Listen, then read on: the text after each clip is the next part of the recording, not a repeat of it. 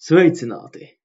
Turpinot raidījumu ciklu par dažādu alternatīvās vēstures darbu apskatu, šoreiz vēlos pievērsties kāda Latvijā dzimuša krievu tautības vēsturnieka darbam, kura teoriju pieminēšanu esmu bieži dzirdējis gan pie manu raidījumu komentāriem, gan arī citur interneta vidē.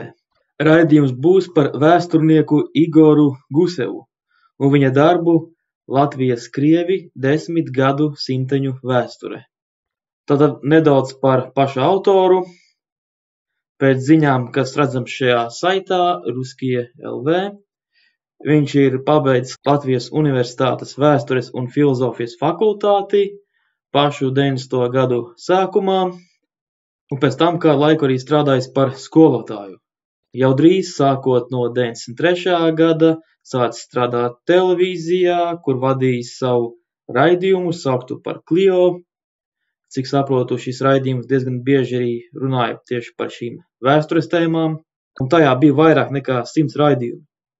Tāpat viņš arī rakstījis grāmatas, uzņēmis video, no kuriem arī viens būs tas, kuru skatīsimies šodien. Un vēl varētu pieminēt, ka kopš 2023. gada Igors ir pametis Latviju un pārvācies uz Krievijas federāciju. Savā filmā Latvijas krievi 10 gadu simteņu vēsture, kas ir balstīta uz līdzīga nosaukuma grāmatu, Igors stāsta par Latvijas vēstures daļu, kuru viņa prāt Latvijas vēsturnieki slēpjot, jeb to, ka jau vismaz 10 gadsimtus šajā teritorijā dzīvo krievi, kuri pie tām devuši nozīmīgu artavu tajā, ko šodien saistām ar Latvijas vēsturi. Filma sastāv no 4 daļām, un šoreiz apskatīšu to daļu, kura visvairāk saistīta ar laiku, ko jau esmu apskatījis vairākos raidījumos šajā kanālā. Par laiku, kad par šo zemi parādās pirmās nepārprotamās rakstu liecības un ierodās kristiešu misijas. Tātad par laiku aptuveni sākot no 11. gadsimta līdz 13. gadsimtam. Daļēji šīs tēmas jau esmu apspriedis raidījumos par vendiem un latgaļiem, bet tagad laiks apskatīt tās tuvāk. Lai gan autors gan pēc savas izglītības, gan nodarbošanās ir vēsturnieks, uzskatu, ka liela daļa no viņa šajā video teiktajiem apgalvojumiem ir vai nu izņemta no lielākā konteksta, kas traucē saprast to īsto nozīmi, vai arī dažos gadījumos tie ir tīši vai netīši sagrozīti fakti.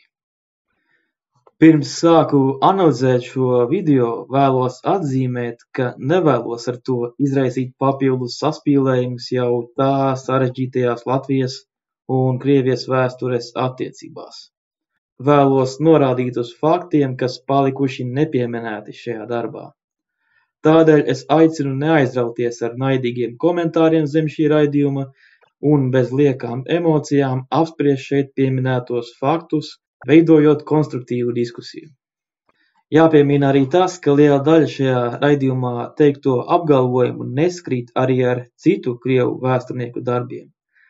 Tādēļ šis Igora Guseva darbs uzskatāms kā alternatīva vēstures teorija, kurai nav daudz piekritēju akadēmiskajā lokā. Bet tas vismaz daļēji ir diezgan izplatīts starp cilvēkiem, kuri nemaz nav vēsturnieki un kuri vēsturi patērē kā populārās kultūras un politiski motivētu ziņojumu daļu. Pats video būs krievu valodā, bet mani komentāri būs latviski. Atvainojos tiem, kas īsti nesaprot krieviski, bet nebiju gatavs dublēt visu Igora tekstu latviski vai rakstīt tām subtitrus. Tomēr atstāšu katra jaunā apgalvojuma sākumā vismaz aptuvenu anotāciju latviešu valodā, vienkārša teksta formā uz ekrāna.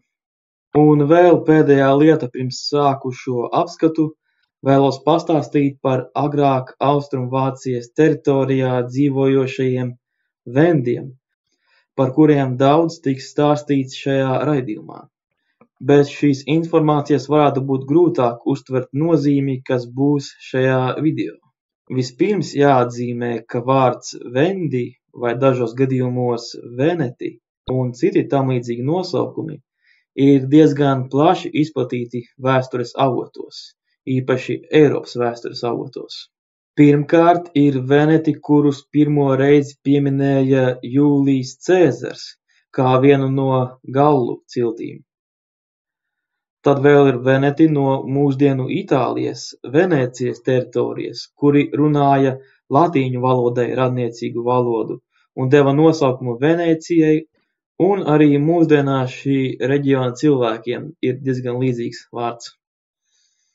Un tad vēl ir Vistulas Veneti, kuru sāk pieminēt antīkie avoti sākot no 1. gadsimta mūsu ērā, kuri dzīvojuši mūsdienu Polijas ziemeļu daļā. Tiek atzīmēts, ka tie runāja atšķirīgu valodu no blakus dzīvojošajiem ģermāņiem un sarmatiem. Vēl piemin, ka tie dzīvo līdzīgu dzīvesveidu kā ģermāņi, bet esot pārņēmuši dažas tradīcijas arī no šiem sarmatiem. Mūsdienās visizplatītākā versija ir, ka tie bija slāvu senči. Taču eksistē arī citas versijas, no kurām gan neviena nav īsti pierādīta.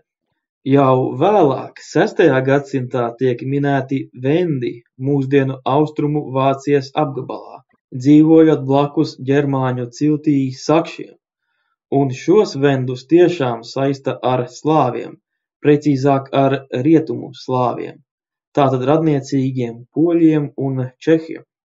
Jāpiemina gan, ka šis apzīmējums tiek lietots no ģermāņu puses, bet patiesībā zem šiem vendiem slēpās vairākas slāvu ciltis ar dažādiem nosaukumiem, kā piemēram Obodrīti, Vagri, Sorbi, Rani un vairāki citi. Mūsdienās šo slāvu cilšu grupu parasti sauc par Polābijas slāviem. No tiem līdz pat mūsdienām ir saglabājusies viena grupa, saukta par sorbiem, kas gan nav jāsaista ar mūsdienu serbiem, un to valodā vēl runā aptuveni 20,000 cilvēki mūsdienu Vācijā, galvenokārt Dresdenes apgabalā. Un vēl šajā senajā sorbu valodā, kas ir saistīta ar Austrumu Vācijas vendiem, runā aptuveni 1000 cilvēki ASV, kur tie agrāk emigrēja kopā ar vāciešiem. Vēlāk šīs zemes atkaroja ģermāņi, par ko būs stāstīts arī šajā raidījumā. Un līdz beidzot jāpiemina, ko varbūt daži jau būs redzējuši, kas skatās regulāri manus video, ka arī Kurzemē nedaudzos 13. gadsimta avotos ir minēti cilvēki ar nosaukumu Vendi. Mūsdienās visizplatītākā versija ir, ka tie bija ar somugrisku izcelsmi. Taču eksistē arī citas versijas. Tad nu beidzot pievērsīsimies Igora Guseva darbam Latvijas krievi 10 gadsimteņu vēsturē. Precīzāk tā 3. daļai ar nosaukumu Nežēlīgais gadsimts. Город Рига – один из прекраснейших городов Прибалтики. В 2001 году он отметил свое 800-летие, хотя известно, что история его насчитывает гораздо более давний срок. Существует более 20 вариантов происхождения названия Рига. Мы расскажем сегодня об одной из наименее известных, но, думается, наиболее достоверных версий рождения имени нашего города.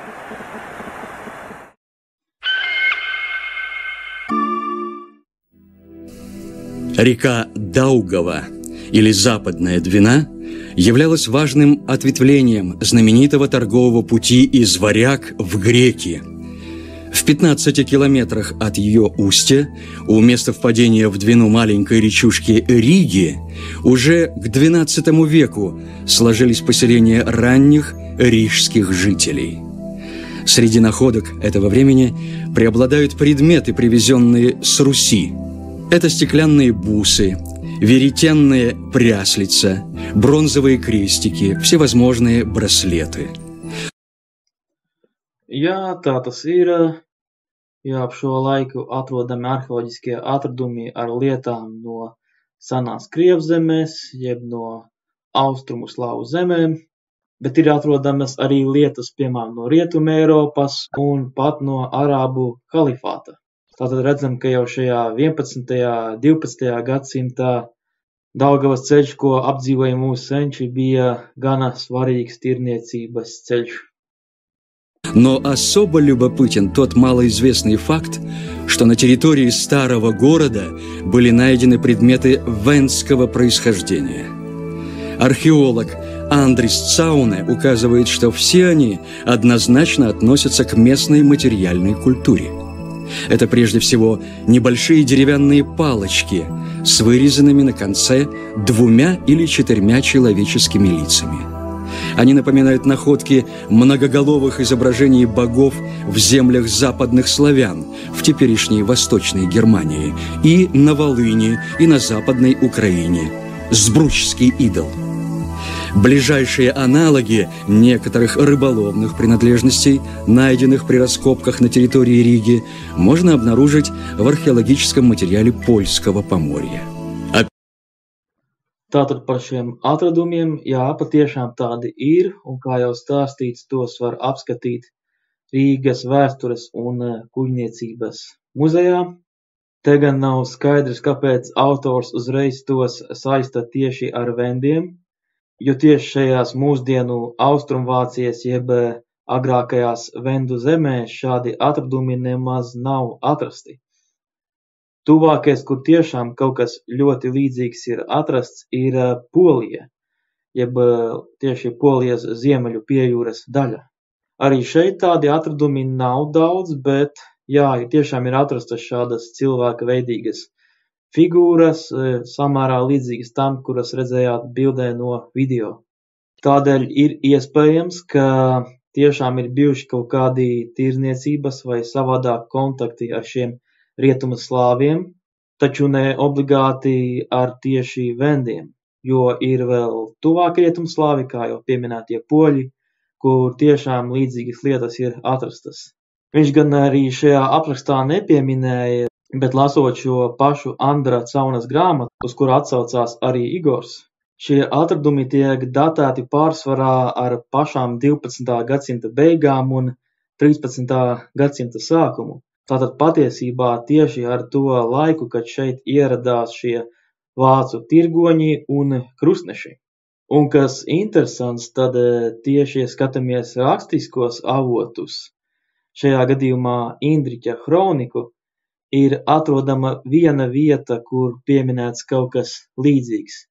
Proti ir stāstīts, ka tieši atbraukušie vācieši esot atstājuši cilvēkveidīgu iegriezumu kokā, un vēlāk lībieši vietējie, kad šie vācieši aizbraukuši, esot šo izgriezumu iemetuši jūrā, jo domājuši, ka tas ir tā kā šo atbraucēju, jeb sakšu dievu tēls, un viņi gribējuši no tā tikt vaļā, jo domāja, ka tas nes kaut kādas sliktas zīmes. Tā ka vienīgais vēstures avots, kas tiešām kaut ko līdzīgu piemin, un kas arī aptuveni sakrīt ar to laiku, kad tiek datēti šie arheoloģiskie atradumi, patiesībā ir saistīti ar vāciešu ierašanos. Un šeit arī jāatcerās, ka tieši tie vācieši, kas ieradās mūsu zemēs, tie arī tieši bija no šīs Vācijas ziemeļu austrumu daļas. Tie bija šie sakši, kas agrāk dzīvoja blakus vendiem, bet vēlāk iekaroja to zemes un pilnīgi pārņēma tās. Tā kā savā ziņā iespējams, ka pat šie vācieši varēja pārņemt kādas līdzīgas tradīcijas no šiem rietumslāviem. Tas, protams, ir tikai tāds minējums, ko īsti nevar apstiprināt, bet kā jau redzam, apgalvot, ka šie atradumi ir tieši saistīti ar vendiem, tam īsti nav konkrēta pamata. Vismaz ne tāda, kas balstītos vēstures rakstu liecībās vai археологических атрадумos. Турпинам. Описывая крещение вендов в Цесисе, Генрих Латвийский отмечает: «Венды в то время были бедны и жалки. Прогнанные с Винды, реки в Куронии, они жили сначала...» Te tāda maziņa pauze. Es īsti nezinu, vai viņš šīs bildes izmanto tikai tāpēc, ka viņam patīk ilustrācijas, ļoti iespējams, bet tieši šī bilde ņemta saistībā ar Veļesova kniga, tāda Velesa grāmata. Ir diezgan tāda dīvaina izvēle, jo tas ir labi zināms vēstures viltojums mūsdienu Krievijā. Atrasts pagājušajā gadsimtā, un par to īstenībā varētu uztaisīt atsevišķu raidījumu. Bet es nezinu pat Krievijā īsti nopietnus vēsturniekus, kas to uzskatītu par autentisku avotu. Bet var jau būt, ka Igors to izmanto tikai ilustratīvai nozīmei. Turpinām. На древней горе, у которой ныне построен город Рига, но откуда были опять изгнаны куршами. Так как цесийский могильник вендов датируется XI веком, можно с уверенностью предположить, что в окрестностях Риги венды жили примерно в середине XI века или даже раньше. Таким образом, древняя гора могла быть первым поселением людей на территории Риги. Но где же она naходилась? Nu, lūk, te jau mēs redzam kaut kādas lietas, kas īsti nesakrīt ar doto informāciju, jo, kā viņš pats saka, šie vendi visdrīzāk dzīvojuši Rīgas apkārtnē 11. gadsimtā, bet, kā saka pats arheologs no grāmatas, uz kuru atsaucās šis pats Igors Gusevs, šie atradumi ir no 13. gadsimta vai no vēla 12. gadsimta. Bet, ja runājam par to, kas īsti bijuši senākie Rīgas iedzīvotāji, tad šajā pašā Andra Caunes darbā ir stāstīts tieši par arheoloģiskajiem izrakumiem Rīgas vecpilsētas un tās tūmā. Un patiešām ir atrasti pat 2 ciemati, vai nu vecpilsētas vietā, vai arī pavisam netālu tai pie Daugavas, un tie datējas sākot jau no 11. gadsimta. Taču sākotnēji tie nav bijuši nozīmīgi, diezgan tādi maziņi zvejnieku ciemati, maz apdzīvoti, tālāk par Daugavu uz leju bija daudz apdzīvotākas un svarīgākas vietas, bet sākot jau ar 12. gadsimtu, var atrast arī šajos ciematos jau nopietnākus atradumus, kas saistīti ar tirdzniecību. Un pētot tieši šos arheoloģiskos materiālus, mēs varam spriest, ka viens no šiem ciematiem bija Daugavas lībiešu apdzīvots, ja vismaz materiālā kultūra ir tāda paša kā Daugavas lībiešiem. Un otrajā ciemā atrodamas tādas liecības, kuras ir līdzīgas arheoloģiskos atradumos atrastajam Ziemeļu Kurzemē. Un Ziemeļu Kurzemē ir atrasti arī lībiešiem līdzīgi atradumi, ja varbūt varētu teikt tieši somugriem raksturīgi atradumi ar zināmām kuršu pēdām. Tos mēdz saukt arī par kurinizētajiem lībiešiem. Un ļoti iespējams, ka tie arī varētu būt šie vendi. Pēc šīs versijas gan sanāk, ka tie nav šie Vācijas, ja Polābijas vendi, bet gan vietējā somugru cilts, kura varbūt saucās par lībiešiem, bet varbūt arī saucās par vendiem. Примерно здесь, где теперь находится эспланада, высились когда-то холмы Кубе, или Древняя гора. Мимо этих холмов проходила песочная дорога, здесь рос лес, находились городские пастбища. В конце XVIII века холмы Кубе или гора Рига были срыты, и сегодняшние археологи лишены возможности исследовать городище вендов, этих, возможно, первых рижан и, по справедливости, основателей нашего города. Tātad par tiem Kubes kalniem, tā ir taisnība, ka tie tika nonesti un mums šodien nav iespējams tos izpētīt.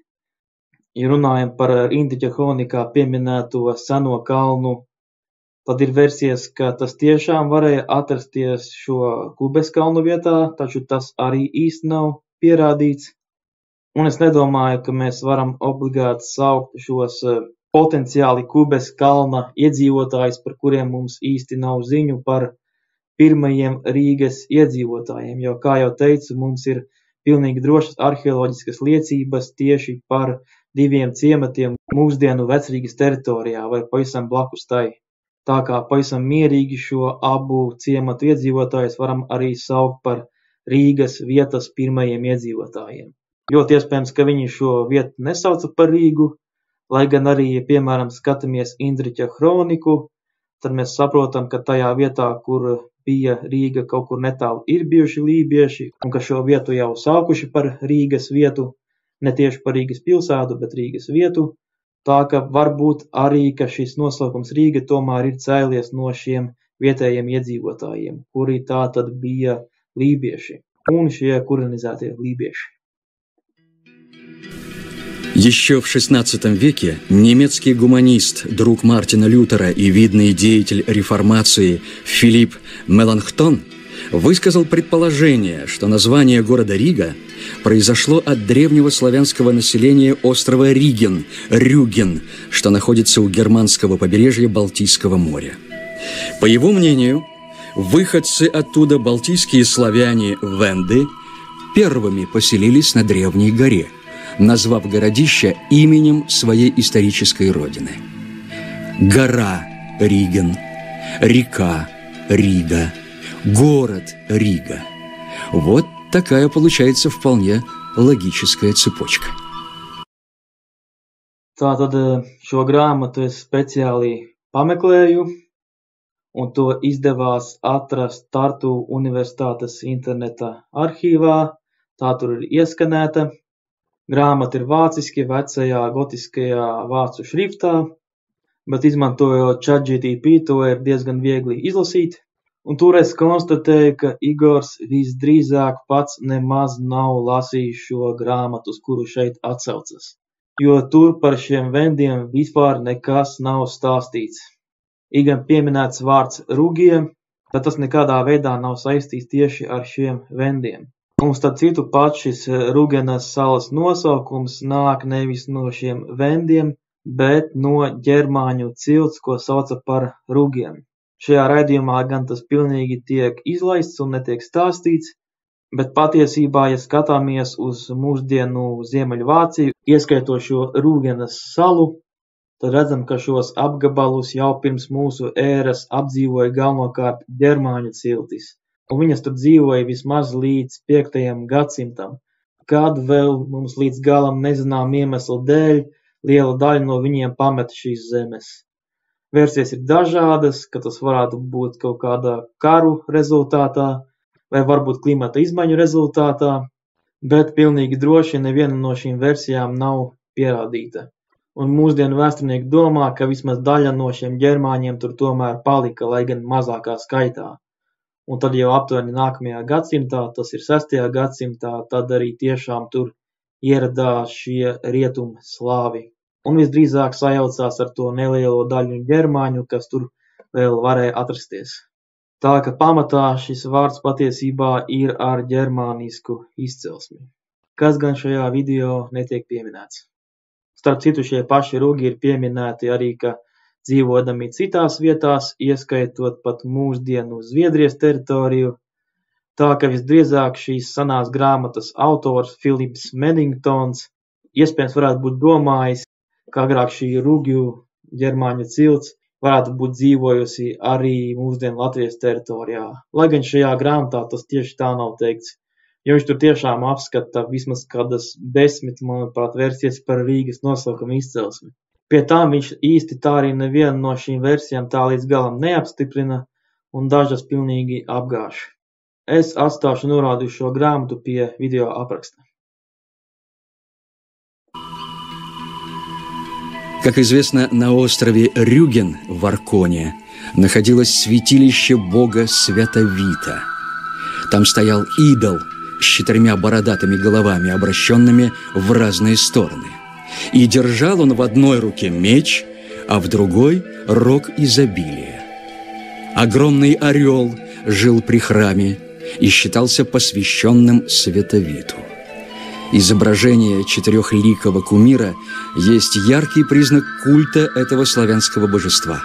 Именно такие фигурки с 4 лицами и были найдены в Риге при археологических раскопках.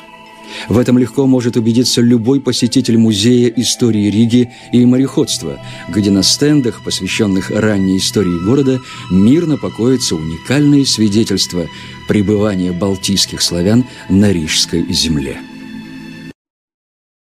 Jā, līdzīgs stāsts tiešām eksistē. Tas ir no Sakša gramatiķa darba Gesta Zanorum. Tas tiešām apraksta šo Rūgenes salu ar svētnīcu, kurā bija šis Sventovits. Šīs bildes, kur gan rādīja tā Sventovita tēlu, nav īsti autentiskas, jo tās ir vēlāk izveidotas. Un kā jau iepriekš pieminēju, patiesībā šajā salā nekādi tam līdzīgi arheoloģiskie atradumi tā arī nav atrasti. Tā kā tik droši apgalvot, ka tas ir nācis tieši no šīs salas, nekādi īsti nevaram, jo nav tieši saistības. Un arī laika posmi īsti nesakrīt. Бог войны и жизни Световид был творцом и правителем Вселенной. Он проявлял себя в огне, солнце, воздухе. Он вся природа, среда жизни славян, и сами они являлись частью Верховного Божества.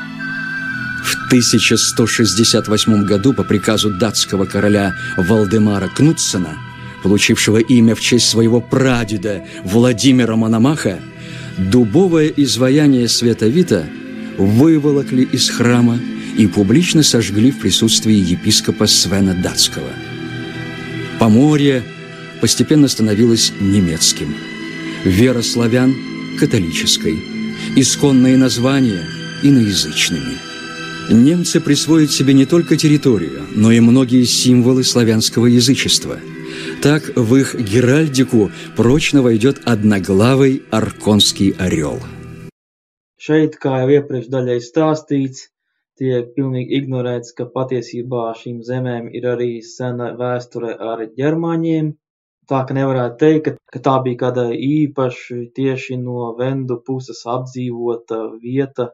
Šis ģermāņu faktors tur vienmēr bija, ja ne obligāti visās vietās, tad vismaz blakus. Mūsdienu arheologi ir daudz pētījuši šīs vietas, un lai gan par galveno robežu starp Sakšiem un Vendiem tiek uztverta Elbas upe, tad vienalga ir konstatēts, ka šī cilvēki ir dzīvojuši abās upes pusēs, pat ja vieni bija vairāk kreisajā un otri labajā pusē. Un mūsdienās vēsturnieki uzskata, ka gan šo Sakšu, gan arī dažādo Vendu cilšu etniskā veidošanās patiesībā savā starpā ir stipri saistīta, jo atrodami arī arheoloģiskie izrakumi ar sajauktām šīm abām kultūrām. Un pie tam šīs attiecības šo cilšu starpā arī nevienmēr bija tik viennozīmīgas. Šeit tiek stāstīts tikai par to, ka šie Sakši iekarojuši Vendu zemes, bet bija notikumi vēl pirms šiem Vendu krustakariem, kad tie tika pakļauti, un tas bija laiks, kad tieši pašiem Sakšiem uzbruka citi ģermāņi, jeb precīzāk franki, kas notika aptuveni šajā 8. un 9. gadsimtā, kad slavenais franku vadonis ar varu iekaroja Sakšu zemes un piespieda viņiem pieņemt kristietību. Un kā izrādās, viņš to nedarīja viens, jo sākotnēji, lai uzvarētu šos Sakšus, kas bija tiešām šķiet diezgan spēcīgi, viņš pat noslēdza sadarbības līgumu ar šiem rietumslāviem, tātad Vendiem, jeb Polābijas slāviem, un kopā ar viņiem uzbruka šiem Sakšiem. Tā ka šīs attiecības noteikti nebija tik viennozīmīgas, kā šeit tiek stāstīts, un patiesībā, kā jau redzam, sākumā paši šie rietumslāvi piedalījās tieši šo Sakšu pakļaušanā. Un tikai vēlāk, kad Sakši bija iekaroti, piespiesti pieņemt kristietību, tad ar laiku arī paši šie Vendi sāka ciest no šiem jaunajiem jau kristītajiem Sakšiem. Skaidrs, ka viņi viens no otra visu kaut ko pārņēma, bet tieši šī piezīme par spārnoto ērgli gan īsti nav vietā, jo ir skaidri zināms, ka ģermāņi to pārņēma no romiešiem, jo tieši šī jaunā valsts, ko izveidoja franki, saucās Svētās Romas impērija.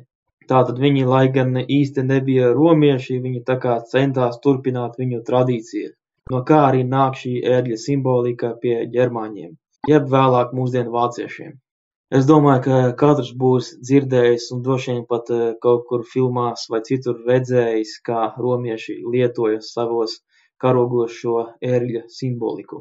Un vēlāk, protams, arī citas personas, arī, piemēram, no 20. gadsimta droši vien jau zināt, par ko es domāju. Интересным напоминанием о венских традициях являются знаменитые рижские петушки, сидящие на шпилях городских храмов.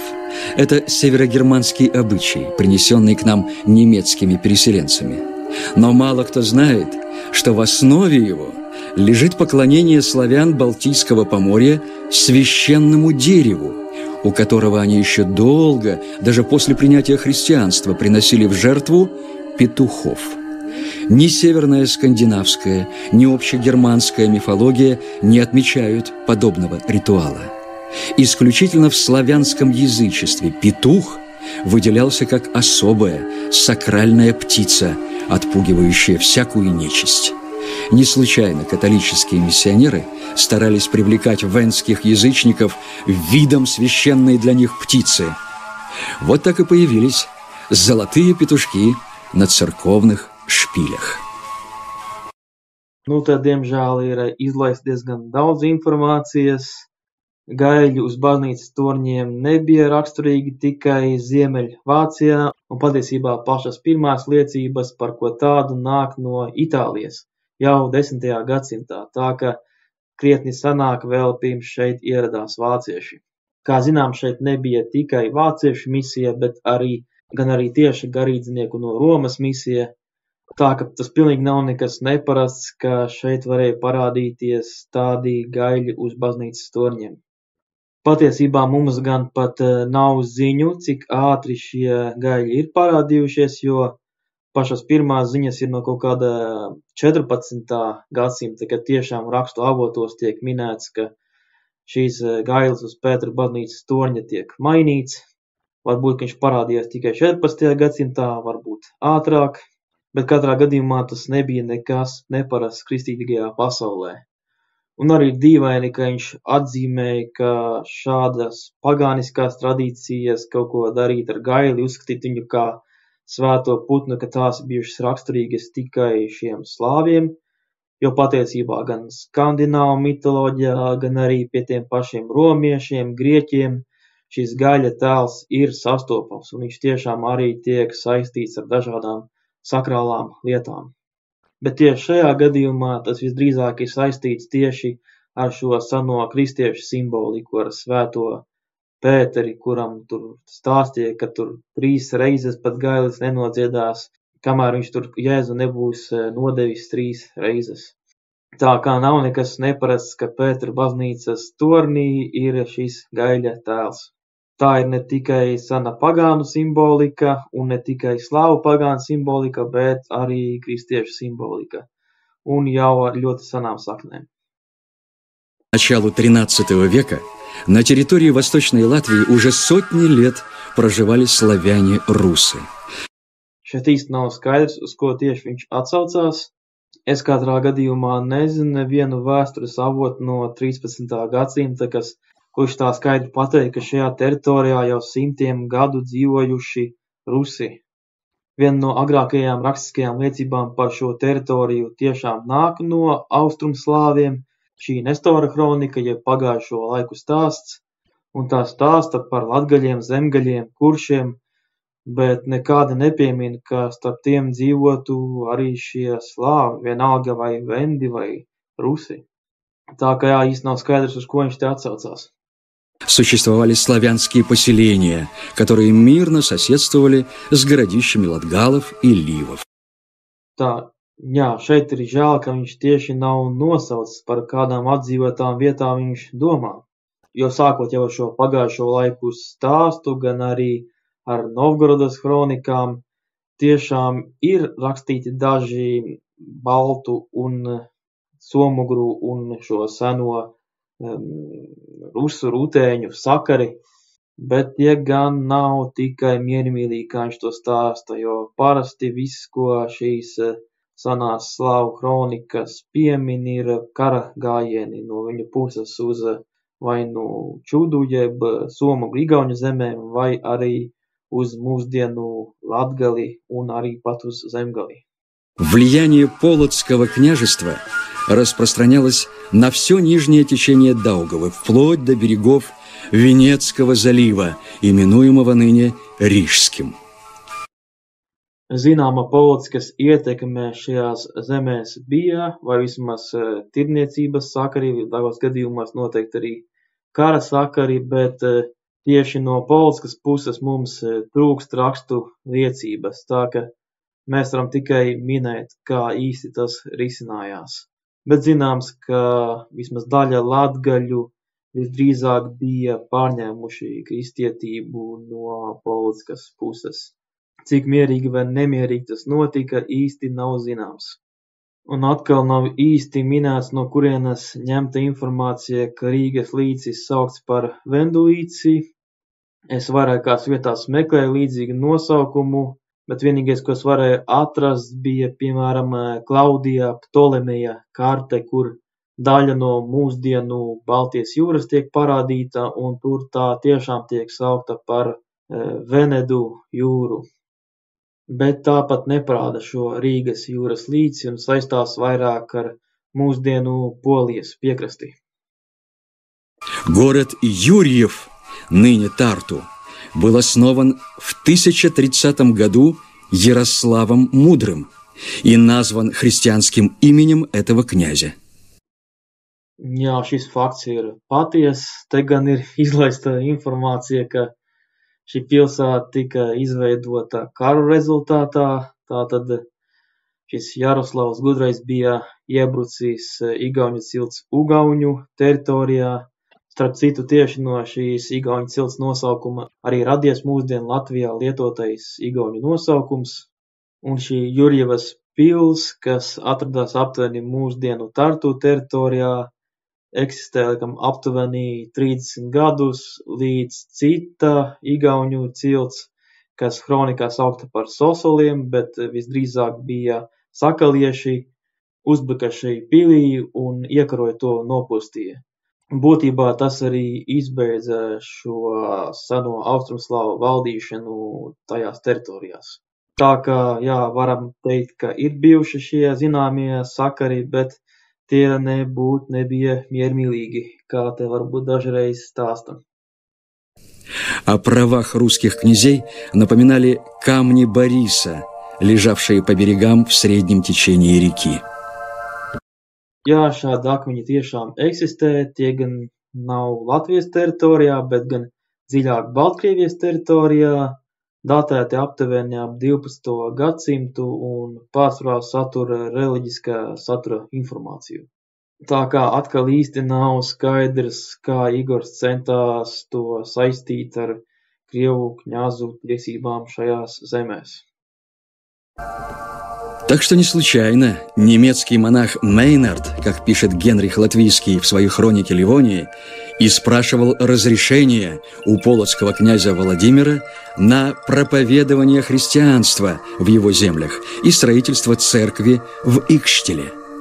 Тогда же папа римский Климент III в послании к бременскому архиепископу прямо указывает, что Икштельское епископство основано на Руси, in Rutēnijā. Indriķa hronikā tiešām ir minēts šis fakts, kad sākot kristīgo misiju bīskaps ir prasījis atļauju Polockas kņazam. Un būtībā jā, tas tiešām ir saistīts ar to, ka tieši pie lībiešiem un zināmā mērā pie latgaļiem šī austrumu kristīgā ticība, jeb to, ko mēs šodien saucam par pareizticību, zināmā mērā jau bija izplatīta. Tā ka šis bīskaps laikam tiešām pieklājības pēc vēlējās apstiprināt to, ka viņš vēlas turpināt izplatīt kristīgo ticību, jo tajā laikā būtībā vēl nebija notikusies šķelšanās starp rietumu un austrumu kristietību, bet zināmi saspīlējumi jau eksistēja. Bet par to, ka viņš it kā saucis šo vietu par Rutēniju, tas nav minēts Indriķa hronikā, bet tas ir minēts agrākos laikos, vēl nedaudz pirms 13. gadsimta, kad izdota Indriķa hronika. Tas ir atrasts 1188. gada pāvesta Klementa III. Ziņojumā, un tas ir no laikiem, kad Rietumeiropā, ja varbūt precīzāk tieši Romā, par šīm zemēm vispār gandrīz nebija nekādu ziņu. Būtībā galvenais, ko viņi varēja zināt, ir tas, ka šeit tiešām eksistē šis slavenais tirdzniecības ceļš no varjagiem uz Grieķiem, un ka tas iet caur Rutēniju, tā ka visdrīzāk viņi pieņēma, ka arī šīs zemes varētu būt saistītas ar Rutēniju. Bet vēlāk, kad mums jau parādās vairāk ziņas tieši jau no šīs Indriķa kronikas, nekas tāds vairs netiek minēts. Князья с дружинами ежегодно объезжали свои владения, собирали подати, вершили суд. Эти поездки назывались полюдья. Налоги вносились чаще всего натурой – меха, мед, воск, янтарь – и были совсем необременительны. Защита, получаемая от княжеских дружин, и спокойная охраняемая торговля ценились дороже мифической независимости, при которой мирные поселения постоянно подвергались набегам и грабежам воинственных соседей. Места остановок при сборе податей носили название «погост», латышское «пагасц», от слова «гостить». Латгалы и ливы традиционно выплачивали полюдья полоцким князьям. Область Талова, соседствовавшая с эстами, а также северо-восточная земля Адзеле, были зависимы от властей Пскова. Šajās sen austrumslāvu kronikās tiešām ir minēti fakti, ka vietējie iedzīvotāji maksājuši viņiem nodevas, bet pilnīgi trūkst informācijas gan par to, kādā apjomā tās tika maksātas, vai cik bieži, vai arī kādā veidā tika panākts, ka tās tiek maksātas. Te jāpiemina fakts, ka tieši šīs Krievu kronikas parasti nav tik detalizētas, kā tas ir piemēram Indriķa kronikā, un būtībā viss, kas tajās ir rakstīts par senajām Baltijas zemēm, ir tieši kaut kādi cilšu nosaukumi ar aptuveno viņu izvietojumu, un to kādos gados kāds no senkrievu vai, pareizāk teikt, rutēņu kņaziem ir devies karagājienā uz šīm zemēm. Būtībā tur ir gads, varbūt kņaza vārds, un vai šis karagājiens bija sekmīgs vai nesekmīgs. Visvairāk šādi karagājieni ir aprakstīti uz Igauņu zemēm, bet, kā jau minēts, ir daži gājieni arī uz latgaļu un arī pat zemgaļu zemēm. Tā kā īsti nav pamats apgalvot, ka šīs nodevas tika maksātas labprātīgi. Kā redzam, tas notika karadarbības rezultātā. Un nav pat arī skaidri zināms, cik bieži un vai vispār tās tika maksātas. Acīm redzot, ja šie karagājieni turpinājās, tad bija kaut kāda nepieciešamība pēc tiem. Visdrīzāk vietējie cilvēki pa laikam nevēlējās pakļauties viņiem.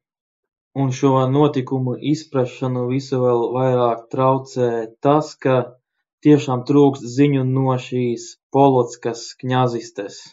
Izskatās, ka tieši latgaļiem un līviem vislielākās darīšanas bija tieši ar šo Polockas kņazisti. Bet līdz mūsdienām visvairāk saglabājušās ziņas no Novgorodas kronikām, kas vairāk apraksta šīs attiecības ar Igauņu zemēm. Vai nu Polockā vispār toreiz vēl neeksistēja tāda rakstības tradīcija, vai arī tā ir zudusi. Bet kopumā, kā jau teicu, nav īsti pamatā apgalvot, ka šīs viņu nodokļi jeb meslu attiecības bijušas brīvprātīgas, jo, kā jau teicu, reāli ir aprakstīti karagājieni, ieskaitot pat ļoti apjomīgus karagājienus, kā šo vienu karagājienu uz Zemgali, kad uz šejieni devušies pat 9000 kareivji, kurus zemgaļi esot sakauši. Влиянию Руси сохранилась память в словах «содс» – суд, «содис» – судья, «робежа» – рубеж, граница, «калпи» – холопы. Известна древняя русская пословица «артель суймом крепка». Суйм или суем, сейм – это сходка, общее собрание. Кстати, именно так называется парламент Латвии – Сайма. Упоминаемый в летописях город Владимирец, ныне Валмера, был назван по имени князя Владимира Псковского, который был там судьей. Par šīm valodas saistībām daļai varētu būt taisnība, daļai arī nē. Skaidrs, ka šie sakari starp baltiem un slāviem notika, Noteikti, ka tika pārņemti arī vairāki vārdi, kā tas ir noticis ar visiem mūsu kaimiņiem, jo latviešu valodā ir aizņemti gan no krievu valodas, gan no igauņu, lībiešu, gan no tās pašas vāciešu vai zviedru, tāpat kā arī jebkurā citā valodā, kas ar laiku pārņem vismaz dažus vārdus no saviem kaimiņiem. Bet, ja runājam tieši par Valmieras nosaukumu, tad īsti neesam droši, vai tas ir nācis no Vladimira, jo tikpat labi tas varēja būt arī no dāņu karaļa Valdemāra vārda, kurš tajā laikā bija krustnešu sabiedrotais, jo šis Valmieras nosaukums ir minēts aptuveni tajā laikā, kad Zobenbrāļu ordenis bija sabiedrotie kopā ar šo Dānijas valdnieku, Valdemāru. Un maz ticams, ka viņi tobrīd būtu gribējuši saukt pilsētu cita valdnieka vārdā, ar ko viņiem tobrīd nemaz nebija tik labas attiecības. Предприимчивые русские купцы обогатили в те времена латышский язык новой лексикой. Тулкс – толмач, тыргус – торг, рынок, безменс – безмен, поц – пут, мерс – мера, цена – цена, зелц – золото, судропс – серебро, купцис – купец, катлс – котел, блюдо – блюдо и другие. Te arī jāskatās pats, kas pie iepriekšējā vārdu saraksta.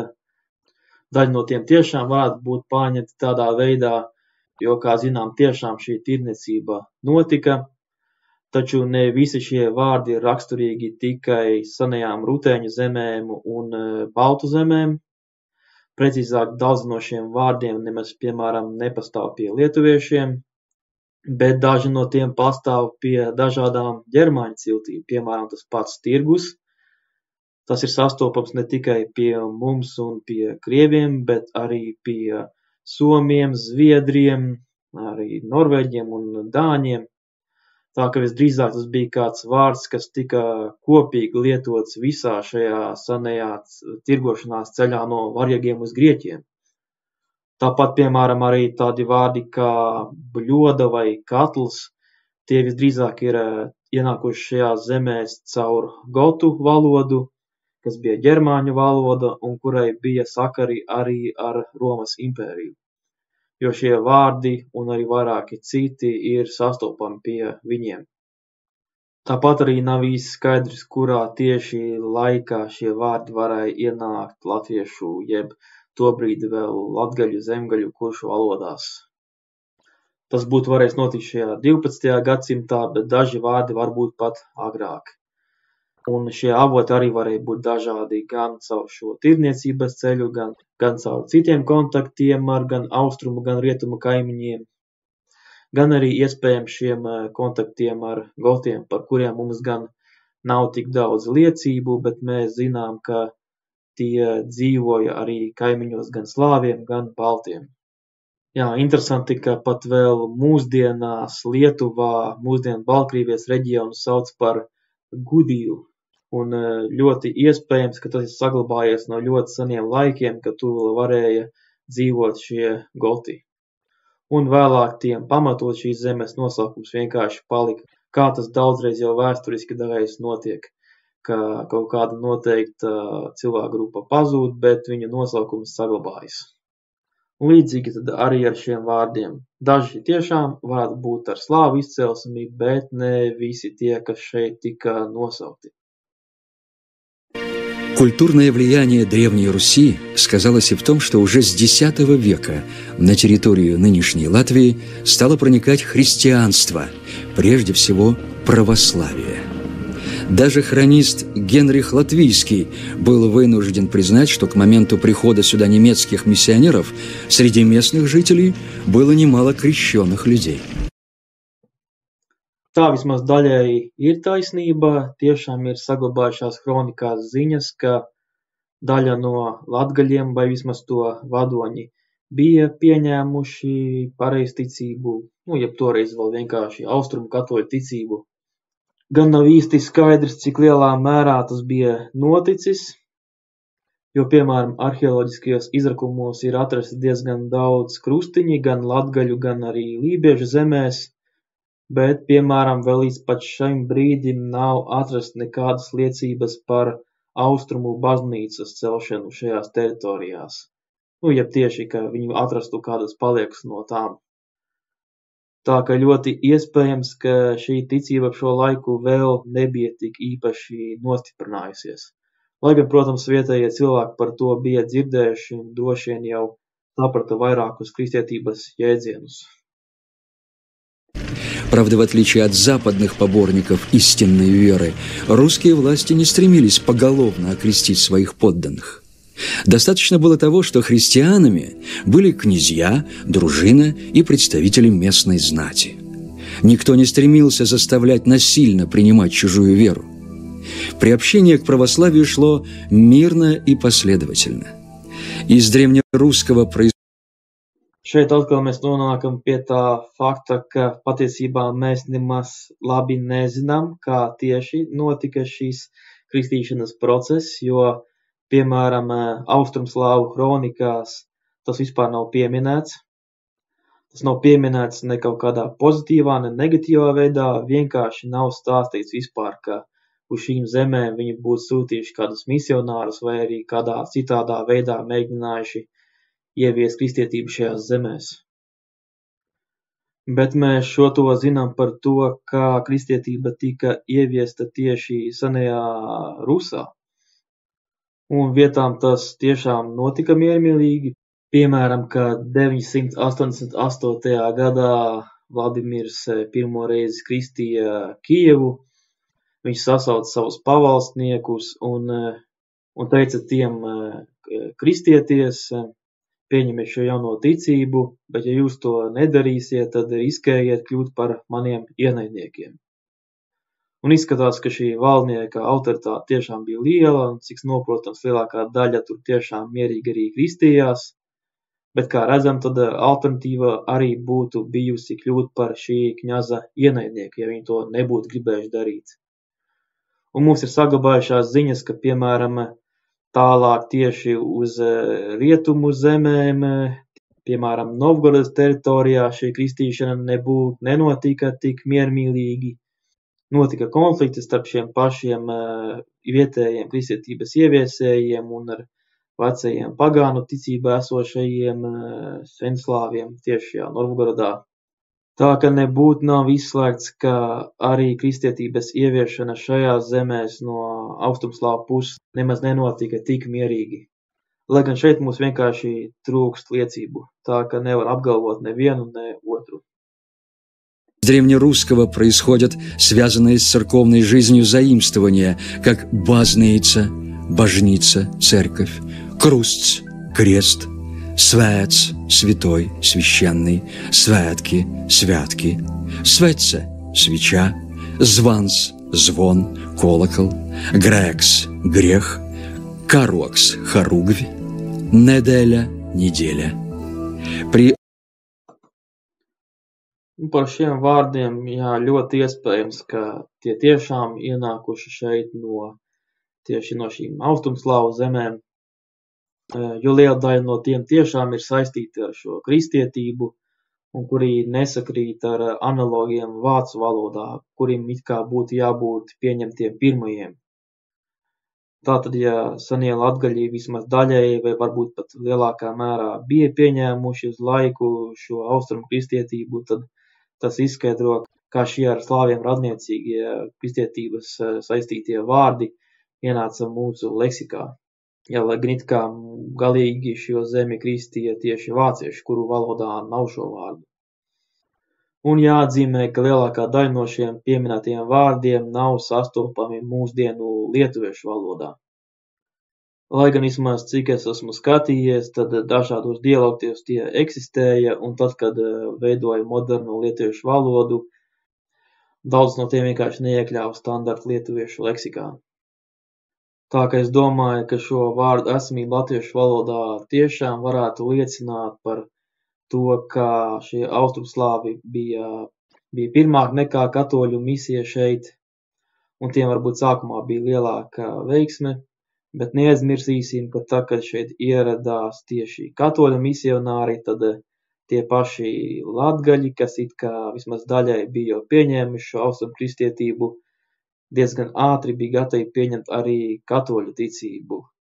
Tā ka tas liek šaubīties par to, vai viņi bija tik lielā sajūsmā par šo austrumu kristietības versiju, ja jau viņi tik viegli pārgāja pie katoļiem. В археологических раскопках часто находят предметы христианского культа, нательные крестики русского производства, подвески с изображением святых. Jā, kā jau minēju, krusti tiešām ir diezgan daudz atrasti arheoloģiskajos izrakumos, bet trūkst tieši liecības par baznīcām, kas varētu nozīmēt, ka šī kristietības ienākšana no austrumu puses vēl nebija tik pilnīga. Включение балтийских земель в культурно-политическую среду Древней Руси способствовало экономическому процветанию местного населения и являлось фактором культурно-цивилизующим. Arheoloģiskie raskopļi. Šis daļai varētu būt taisnība, jo tiešām ir atradumi no austrumslāvu zemēm tieši šeit mūsu zemēs. Taču, kā jau es teicu, tie nav vienīgie atradumi. Tikpat labi mēs varam atrast daudz atradumus, kas ievesti no Skandināvijas un pat no Rietumeiropas un pat no Arābu kalifāta.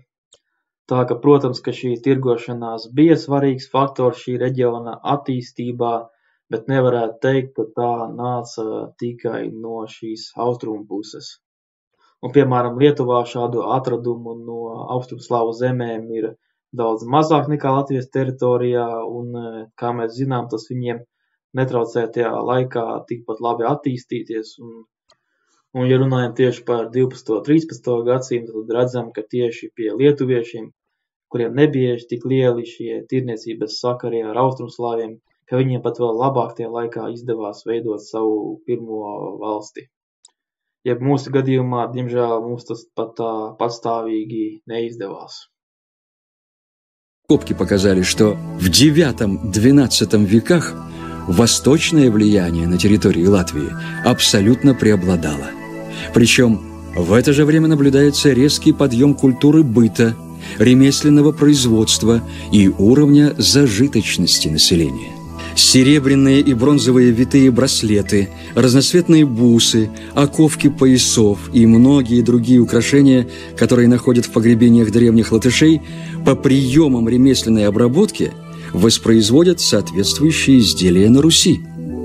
В Прибалтике появляются вещи из Приволжья, боевые топоры из степного юга, мечи киевских оружейников. К этому же периоду относятся находки кладов серебряных слитков. Jā, skaidrs, ka šie tirniecības sakari tiešām eksistē un tie noteikti labvēlīgi ietekmēja šī reģiona attīstību, bet, kā jūs teicat, tie nebija tikai vienpusīgi, jo šī tirgošanās notika arī, piemēram, no Skandināvijas un pat no Rietumeiropas puses. Ja runājam tieši par šiem arheoloģiskajiem atradumiem, tad tas, kas nāk no austrumiem, ir vairāk tā kā ikdienas priekšmeti, bet no Skandināvijas un Rietumeiropas vairāk kā luksus preces, tā varētu teikt. Un tas būtībā ir rezultāts tam, ka šīs senās latviešu cilts atradās šajā senajā un izdevīgajā tirniecības ceļā starp varjagiem un grieķiem. В ту же эпоху появляются первые города и первые государственные образования на территории нынешней Латвии. Te īsti nav skaidrs, par kādām pilsētām un valstiskiem veidojumiem viņš runā.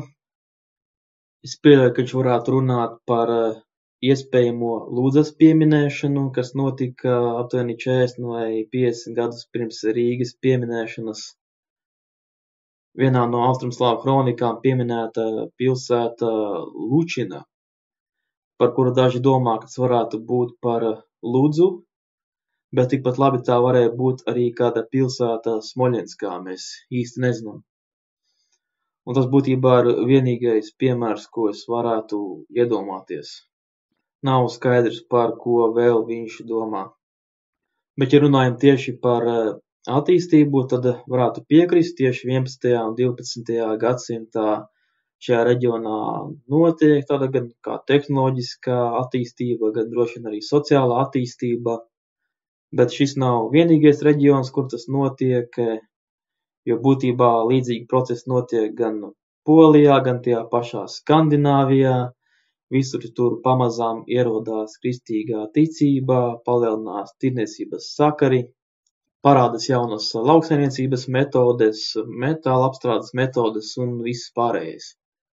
Šāds īpašs attīstības pacēlums 11. gadsimtā būtībā notiek visā Eiropā, un to pat mēdz saukt par tādu kā mazo renesansi.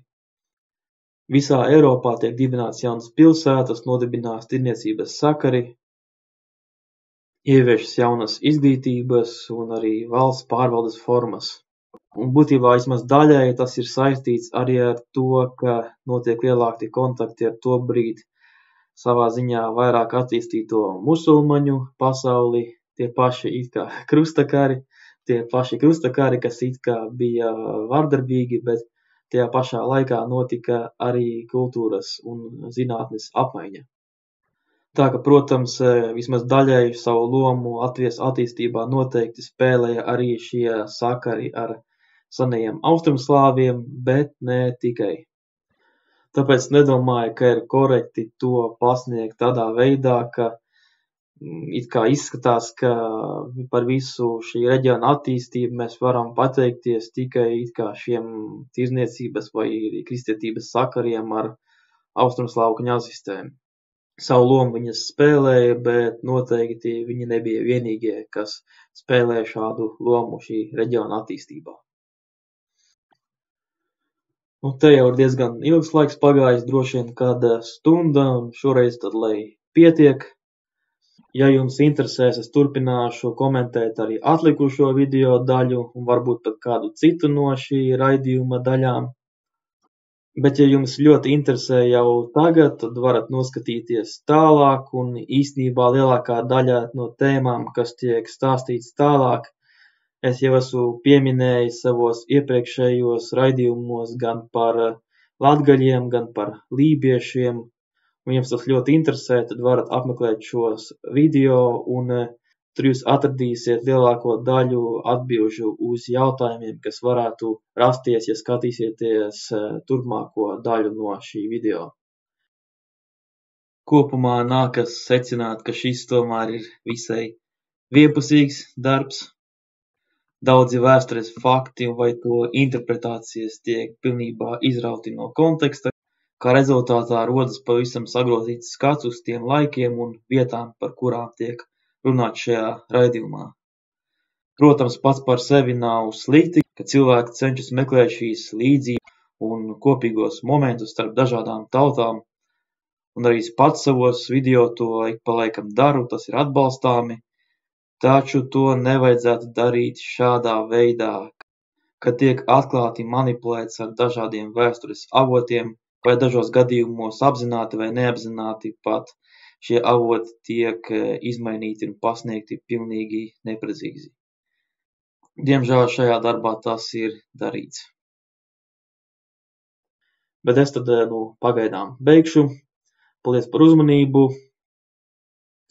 Gaidu jūsu viedokļus komentāru sekcijā. Lūdzu, cenšamies ievērot kādu pieklājību un īpaši nesēt naidīgas ziņas. Cenšamies apspriest to saprātīgi ar vēsu prātu. Paldies par uzmanību. Līdz nākamajai reizei.